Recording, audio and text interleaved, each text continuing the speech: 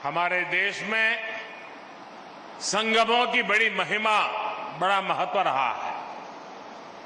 नदियों और धाराओं के संगम से लेकर विचारों, विचारधाराओं, ज्ञान, विज्ञान और समाजों, संस्कृतियों के हर संगम को हमने सेलिब्रेट किया है।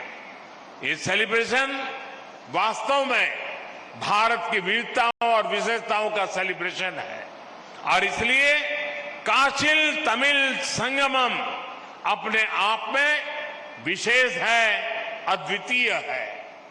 நம்முடைய இந்திய திருநாட்டில் சங்கம திருவிழாக்கள், சங்கமங்கள் எப்போதுமே மிக சிறப்பாக கொண்டாடப்படுகின்றன.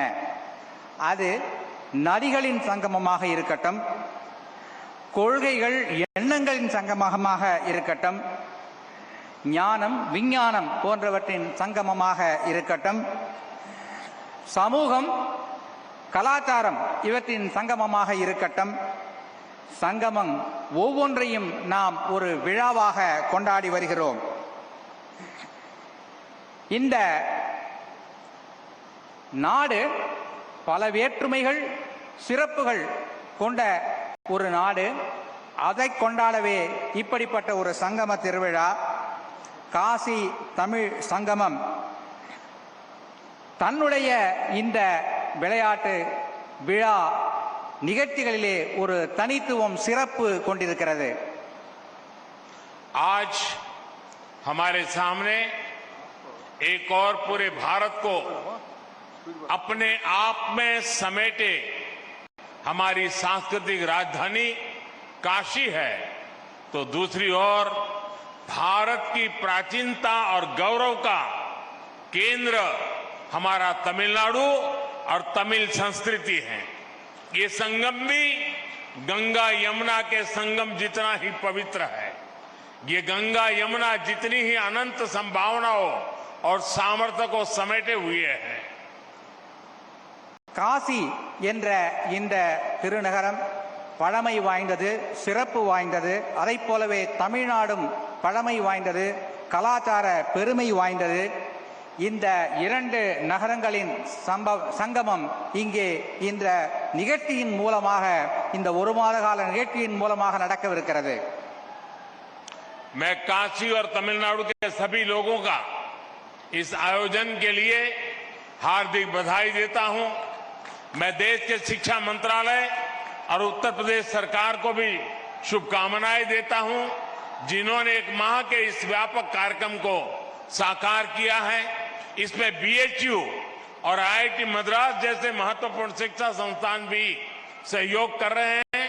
विशेष रूप से मैं काशी और तमिलनाडु के विद्वानों का, छात्रों का अभिनंदन करता हूं। காசியில் உள்ள மக்களுக்கும் தமிழ்நாட்டு மக்களுக்கும் நான் என்னுடைய நன்றியை தெரிவித்துக் கொள்கிறேன்.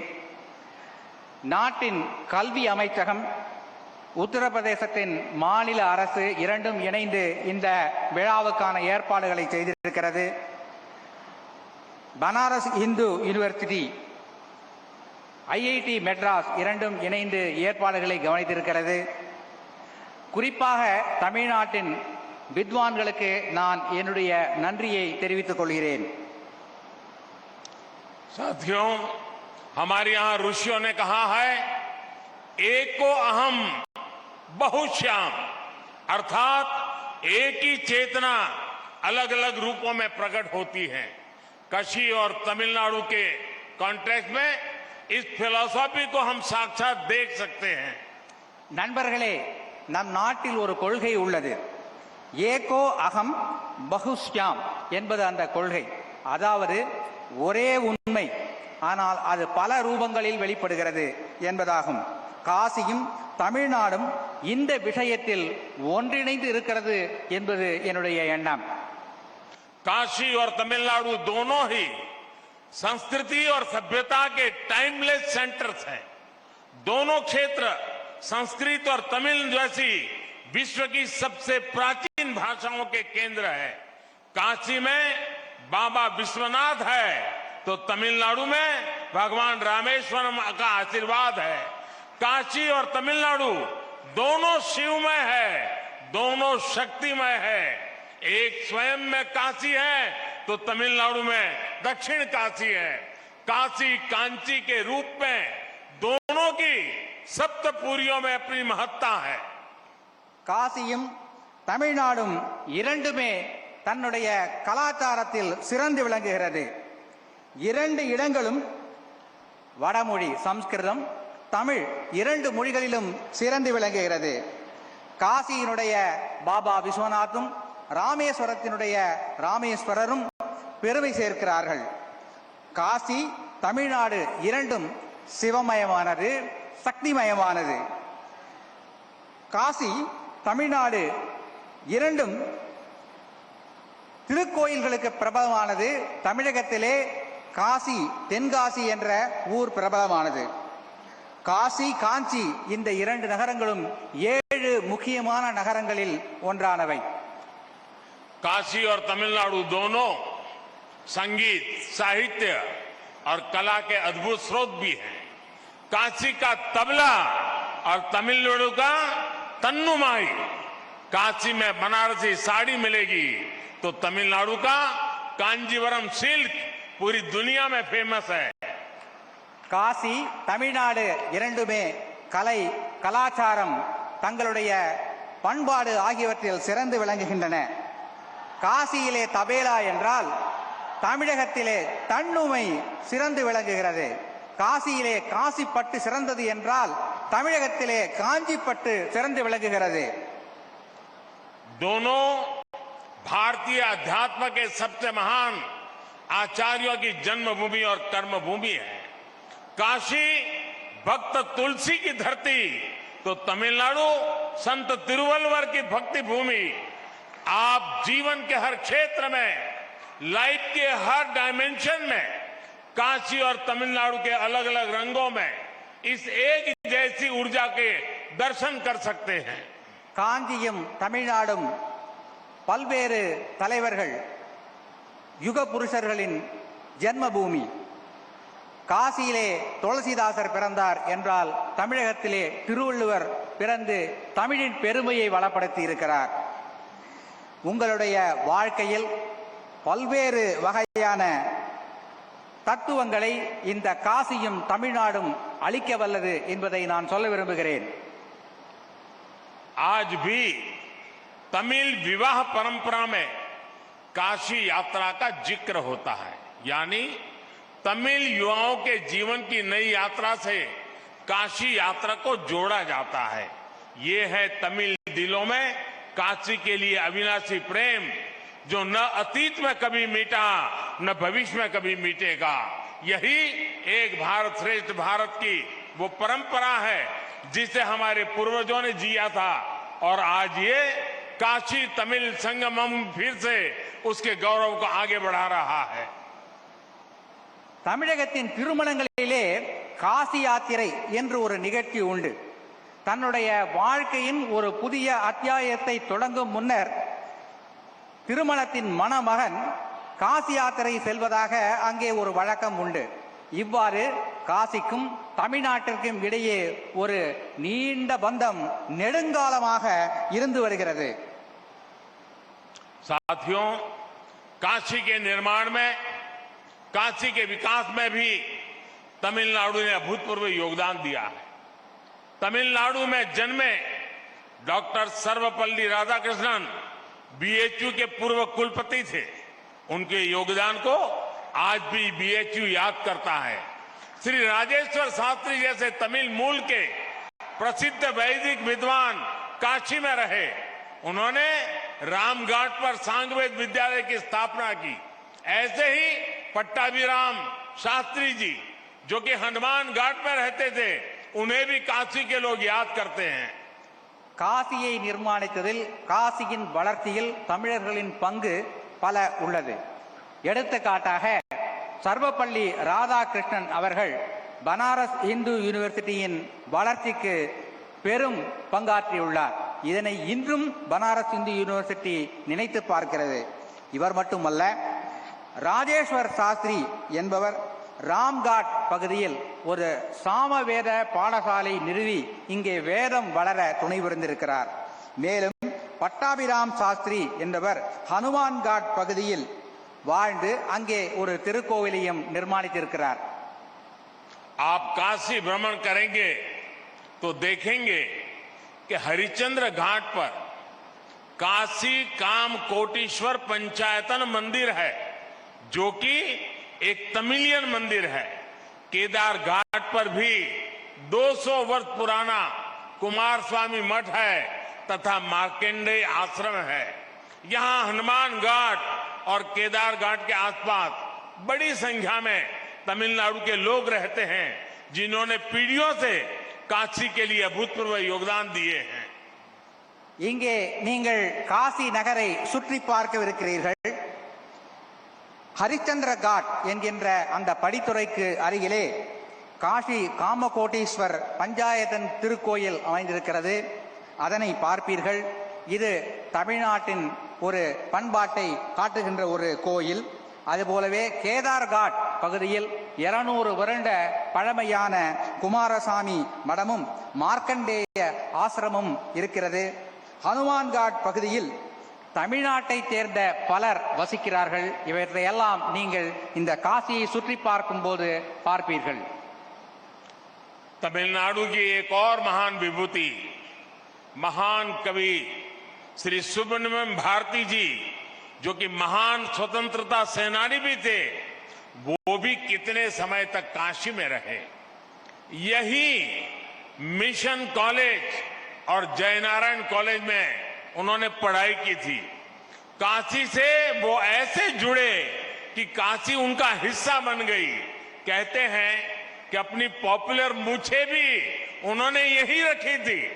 ऐसे कितने ही व्यक्तित्वों ने, कितनी ही परंपराओं ने, कितनी आस्थाओं ने काशी और तमिलनाडु को राष्ट्रीय एकता के सूत्र से जोड़कर रखा है. अब बीएचयू ने सुब्रमण्यम भारती के नाम से चेयर की स्थापना करके अपना गौरव और बढ़ाया है. தமிழ்நாட்டை சேர்ந்த மற்றொரு மிகவும் முக்கியமான நபர் மகாகவி சுப்பிரமணிய பாரதியார் இங்கே காசியிலே வாழ்ந்திருக்கிறார். பல ஆண்டு காலம் வாழ்ந்திருக்கிறார். அவர் இங்கே மிஷன் கல்லூரியிலும் ஜெயநாராயண் கல்லூரியிலும் படித்திருக்கிறார். காசியிலேதான் அவர் தன்னுடைய முறுக்கு மீசையை வைக்க ஆரம்பித்தார் என்று சொல்லுகிறார்கள். நம்முடைய பனாரஸ் இந்து யூனிவர்சிட்டி பாரதியார் இருக்கை என்ற ஒரு இருக்கையை ஏற்படுத்தி பாரதியாரையும் தமிழையும் சிறப்பிக்கவிருக்கிறது. साथियों, काशी तमिल संगमम का ये आयोजन तब हो रहा है जब भारत ने अपनी आजादी के अमृत काल में प्रवेश किया है. अमृत काल में हमारे संकल्प पूरे देश की एकता और एकजुट प्रयासों से पूरे होंगे.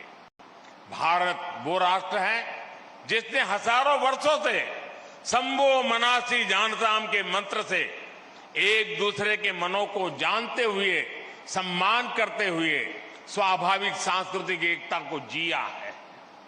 காஷ்மீர் காசி தமிழ் சங்கமம் என்ற இந்த நிகழ்ச்சி சுதந்திரத்தின் அமிர்த காலமான இந்த தொடக்க காலத்தில் நடைபெறுகிறது. நம்முடைய நாட்டில் சம்போ மனசி ஜான்தாம் என்ற ஒரு பழமொழி உண்டு. இதன் பொருள் என்னவென்றால், ஒருவருக்கொருவர் மனதை புரிந்து கொண்டு நடக்க வேண்டும் என்பதுதான். இந்த காசி தமிழ்ச்சங்கமம் நிகழ்ச்சி இதைத்தான் வெளிப்படுத்துகிறது. हमारे देश में सुबह उठकर सौराष्ट्र सोमनाथम से लेकर सेतु बंधे तु रामेशम तक 12 ज्योतिर्लिंगों के स्मरण की परंपरा है. हम देश की आध्यात्मिक एकता को याद करके हमारा दिन शुरू करते हैं. हम स्नान करते समय, पूजा करते समय भी मंत्र पढ़ते हैं. गंगे च यमुने चैव गोदावरी सरस्वती नर्मदे सिंधु कावेरी जले अस्मिन् सन्निधिं कुरु. अर्थात गंगा यमुना से लेकर गोदावरी और कावेरी तक सभी नदियां हमारे जल में निवास करें. यानी हम पूरे भारत की नदियों में स्नान करने की भावना करते हैं.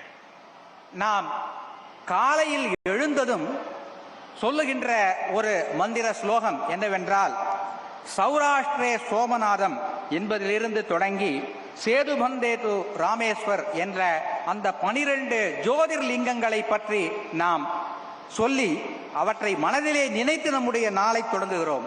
இவ்வாறு தேச ஒற்றுமை உணர்வை தூண்டுகின்ற அந்த ஒரு ஸ்லோகத்தோடு தான் நமது நாள் தொடங்குகிறது. அது மட்டுமல்ல, பூஜை செய்யும் போதும் குளிக்கும் போதும் கங்கேஜ யமுனே தெய்வ கோதாவரி சரஸ்வதி நர்மதே சிந்து காவேரி ஜலேஸ்மின் தன்னிரும் குரு என்கின்ற மந்திரத்தை சொல்லுகிறோம். இதன் பொருள் என்னவென்றால், கங்கை, யமுனை, கோதாவரி, காவேரி போன்ற அந்த புனித நதிகளின் ஆசீர்வாதங்கள், அதிலே குளித்த புண்ணியம் நமக்கு கிடைக்கட்டும் என்பதாகும். இவ்வாறு தேச ஒற்றுமை என்பதைத்தான் இந்த மந்திரங்கள் எல்லாம் நமக்கு உணர்த்துகின்றன. हमें आजादी के बाद हजारों वर्षों की इस परंपरा को, इस विरासत को मजबूत करना था. इस देश का एकता सूत्र बनाना था. लेकिन दुर्भाग्य से इसके लिए बहुत प्रयास नहीं किए गए.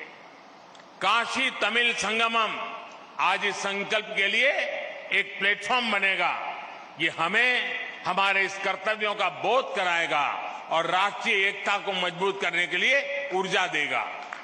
சுதந்திரம் அடைந்த பிறகு நாம் இந்த தேச ஒற்றுமையை வளர்க்கும் இந்த செயலை செய்து நாட்டை வளப்படுத்தி இருக்க வேண்டும். ஆனால் பல்வேறு காரணங்களாக இது நடக்காமல் போய்விட்டது.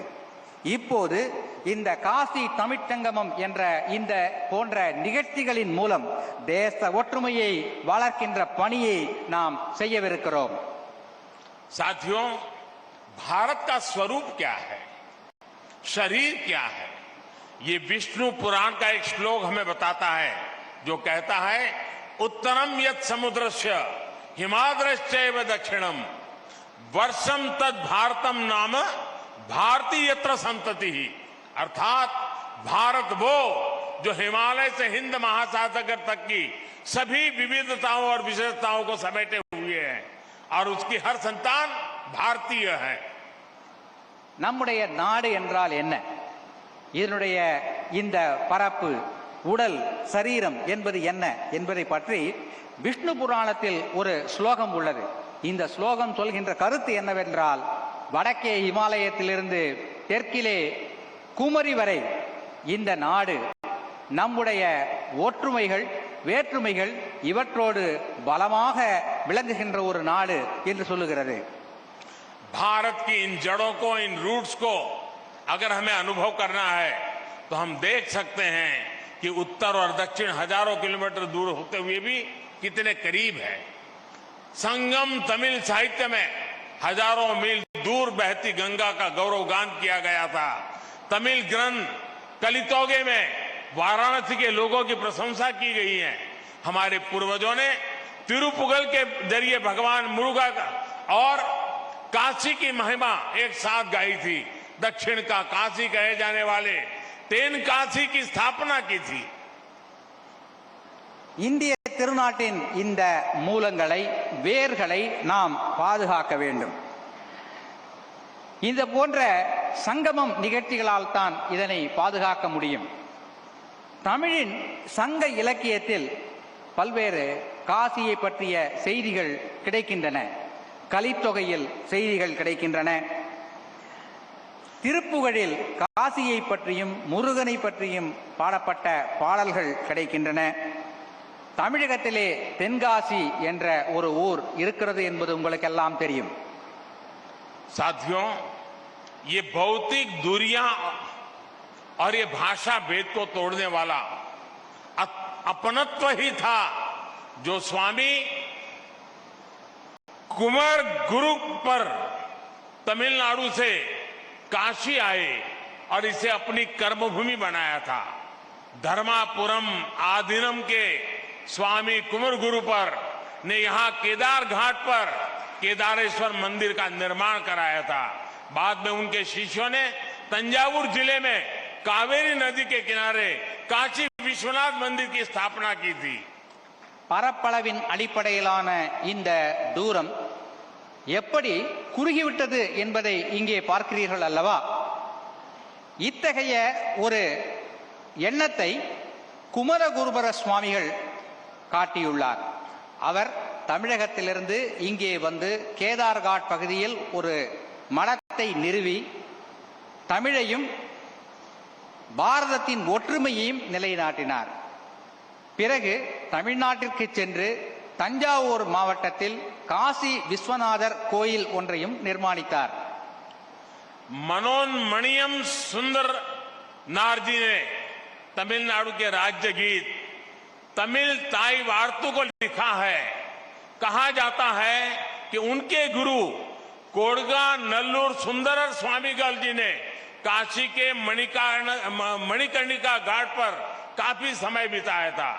खुद मनोन्मणियम सुंदर नार जी पर भी काशी का बहुत प्रभाव था.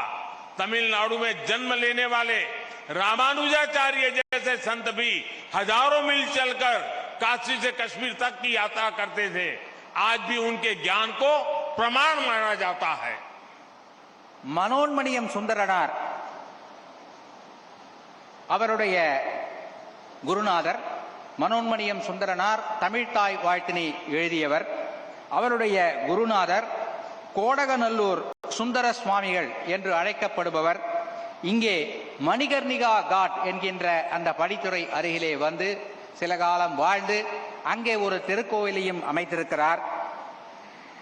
श्री राजगोपालाचारी जी की लिखी रामायण और महाभारत से दक्षिण से उत्तर तक पूरा देश आज भी इंस्पिरेशन लेता है. मुझे याद है मेरे एक टीचर ने मुझे कहा था कि तुमने रामायण और महाभारत तो पढ़ ली होगी, लेकिन अगर इसे गहराई से समझना है तो जब भी तुम्हें मौका मिले तुम राजा जी ने जो रामायण और महाभारत लिखेंगे वो पढ़ोगे तो तुम्हें कुछ समझ आएगा. मेरा अनुभव है रामानुजाचार्य और शंकराचार्य से लेकर राजा जी और सर्वपल्ली राधाकृष्ण जी तक दक्षिण के विद्वानों ने भारतीय दर्शन को समझे बिना हम भारत को नहीं जान सकते. ये महापुरुष है, उनको हमें समझना होगा. தமிழகத்தின் சக்கரவர்த்தி ராஜகோபாலாச்சாரியார் அவர்கள் ராமாயணத்தையும் மகாபாரதத்தையும் எழுதியிருக்கிறார். என்னுடைய ஆசிரியர் எங்களிடத்திலே சொன்னார், நீ ராமாயணத்தையும் மகாபாரதத்தையும் படித்திருக்கலாம், ஆனால் சக்கரவர்த்தி ராஜகோபாலாச்சாரியார் எழுதிய இந்த இரு காவியங்களையும் நீ படிக்கவில்லை என்றால் அது முழுமை பெறாது என்று அவர் சொன்னார். என்னுடைய அனுபவத்தில் ராமானுஜாச்சாரியார், சங்கராச்சாரியார் ஆகியோர் தென்னகத்திலிருந்து வட இந்தியா வந்து காசி காஷ்மீர் முதல் சென்று இங்கே ஒரு ஒற்றுமை உணர்வை ஏற்படுத்தி இருக்கிறார்கள். அந்த ஒற்றுமை உணர்வை நாம் பாதுகாத்து வளர்த்திட வேண்டும். साथियों, आज भारत ने अपनी विरासत पर गर्व का पंच प्राण सामने रखा है. दुनिया में किसी भी देश के पास कोई प्राचीन विरासत होती है तो वो देश उस पर गर्व करता है, उसे गर्व से दुनिया के सामने प्रमोट करता है. हम इजिप्ट के पिरामिड से लेकर इटली के कोलोसियम और पीसा की मीनार तक ऐसे कितने ही उदाहरण देख सकते हैं. பாரதத்தின் பழம் பெருமையை, பழைய கால வளர்ச்சியை நாம் இன்று பார்க்கிறோம். உலகத்தில் உள்ள பல நாடுகள் தங்களிடம் உள்ள பழமையான சில செய்திகளை உலகிற்கு வெளிச்சம் போட்டு காட்டுகின்றன. எடுத்துக்காட்டாக எகிப்தில் உள்ள பிரமிடுகள், இத்தாலியில் உள்ள கொலாசியம் போன்றவை. இவற்றையெல்லாம் உலகிற்கு எடுத்து அவர்கள் சொல்லுகிறார்கள். हमारे पास भी दुनिया की सबसे प्राचीन भाषा तमिल है. आज तक ये भाषा उतनी ही पॉपुलर है, उतनी ही लाइव है. दुनिया में लोगों को पता चलता है कि विश्व की ओल्डेस्ट लैंग्वेज भारत में है तो उन्हें आश्चर्य होता है, लेकिन हम उसके गौरवगान में पीछे रहते हैं. இந்தியாவிலும் நம்முடைய திருநாட்டிலும் பழமையான ஒரு விஷயம் உள்ளது. அது என்னவென்றால் தமிழ் மொழி. இந்த தமிழ் மொழியின் பழம் பெருமையை நாம் உலகிற்கு எடுத்துச் சொல்ல வேண்டும். இந்தியாவிலே இப்படிப்பட்ட ஒரு பழமையான மொழி இருக்கிறது என்பதை கேட்டு உலக மக்கள் மிகவும் ஆச்சரியமடைகிறார்கள். அந்த மொழியை நாம் கௌரவம் தந்து வளர்க்க வேண்டும், பாராட்ட வேண்டும். ये हम 130 करोड़ देशवासियों की जिम्मेदारी है कि हमें तमिल की इस विरासत को बचाना भी है, उसे समृद्ध भी करना है.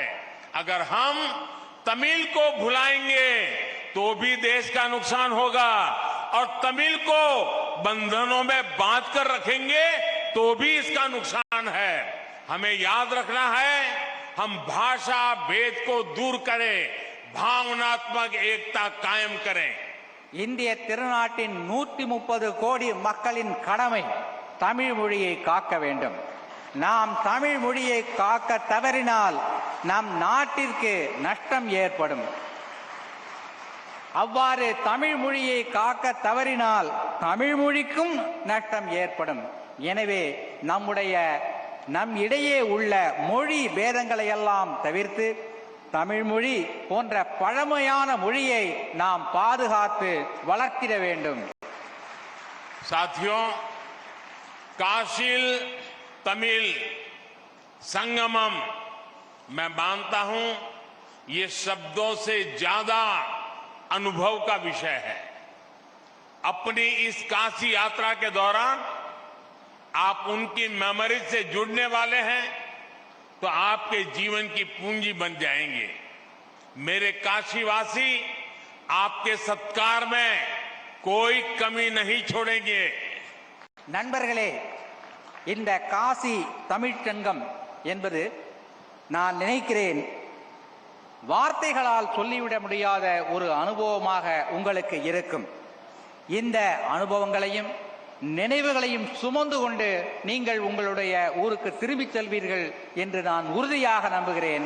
அத்தகைய எண்ணத்தை, நினைவினை இந்த காசி நகரத்து மக்கள் உங்களுக்கு அளிப்பார்கள் என்ற உறுதியான நம்பிக்கை எனக்கு இருக்கிறது. मैं चाहता हूं तमिलनाडु और दक्षिण के दूसरे राज्यों में भी इस तरह के आयोजन हो, देश के दूसरे हिस्सों से लोग वहां जाएं, भारत को जिए, भारत को जाने. मेरी कामना है काशी तमिल संगमम इससे जो अमृत निकले उसे युवा के लिए रिसर्च और अनुसंधान के जरिए आगे बढ़ाएं.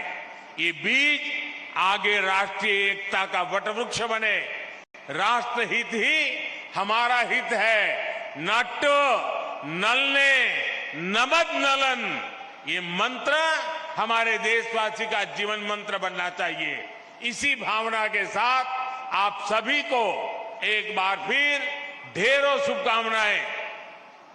இந்த காசி தமிழ் சங்கமம் நிகழ்ச்சி போல பல மாநிலங்களிலிருந்தும் மக்கள் இங்கே வர வேண்டும்.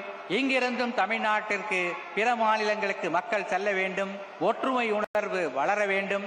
நாட்டு நலனே நமது நலன் என்பதை நாம் மனதிலே இருத்தி செயல்பட வேண்டும் என்று கூறிக்கொண்டு भारत माता की, भारत माता की, भारत माता की. धन्यवाद. वणक्कम. हार्दिक आभार माननीय प्रधानमंत्री जी. मन का विश्वास रगों में साहस भरता है और इस विश्वास का हर जन में संचार करने को कटिबद्ध संतों की सोच से मार्गदर्शित अंत्योदय जैसे लक्ष्य को साधने के प्रति वचनबद्ध माननीय प्रधानमंत्री जी, आपका हार्दिक आभार. काशी तमिल संगमम का उद्घाटन करने के लिए इस There you have it, the Prime Minister kicking off the Kashi Tamil Sangamam, a 30-day extravaganza where there's going to be confluence of the two great cultures, traditions and legacies of India, that from Kashi and that of Tamil. The Prime Minister has said Kashi and Tamil Nadu are both timeless centers of civilization and culture. Both the regions are centers of the oldest languages, Sanskrit and Tamil. The Prime Minister has kickstarted, and of course there is a huge extravaganza, a cultural extravaganza also, which is going to be lined up for the Prime Minister. This is going to bring together two great cultures of India, Kashi and Tamil Nadu. Both, the Prime Minister has also pointed out, our sources of music, of literature and art. He talks about how Kashi's tabla and Tamil Nadu's Thanumai are famous. In fact, this kind of a confluence hopes to get the two of